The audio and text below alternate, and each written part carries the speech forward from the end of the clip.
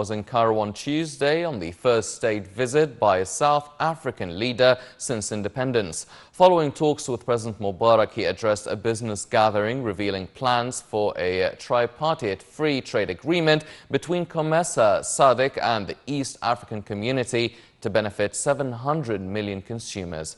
Shahira Amin reports.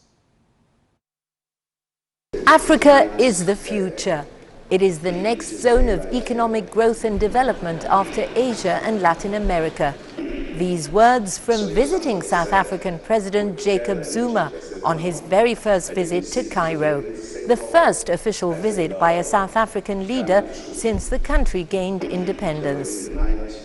It is estimated that the market size of the developing world will be larger than the developed world by 2020.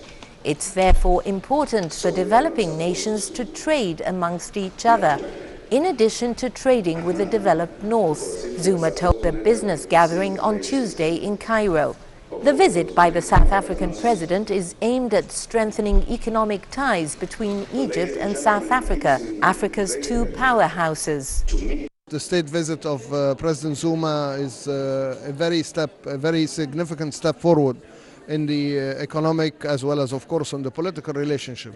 But we are hoping with this state visit and the fact that there is more than 100 companies coming from South Africa and the reaction of 800 Egyptian companies attending this conference today is a very strong proof that there is a very strong will within the business community on both sides to start a new chapter on the economic cooperation. Discussions also centered on an ambitious tripartite free trade agreement for the continent, one that would strengthen collaboration between the Common Market for East and Southern Africa, COMESA, of which Egypt is a member, the Southern Africa Development Community, SADC, which includes South Africa, and the East African community, the benefits of which would be a much larger market of 700 million consumers, which will be more attractive to investment and large-scale production. Egypt is a strategic partner in formulating a strong trading bloc in the continent.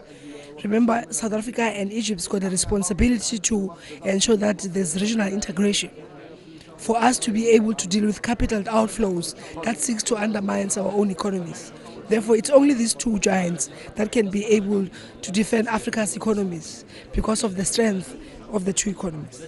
Details of the tripartite FTA will be ironed out when an Egyptian delegation visits South Africa in February next year. The two countries, meanwhile, are hoping to increase trade and investments between them, which so far remain well below their expectations.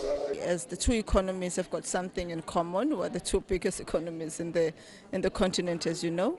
We also recognize that we have to go behind the political impetus to work with Egypt. And so we were here and we find that the cultures are not so different, mainly it's the language challenges that we've had, but we've got local Egyptian staff in our offices and we're able to do absolutely good business, we believe.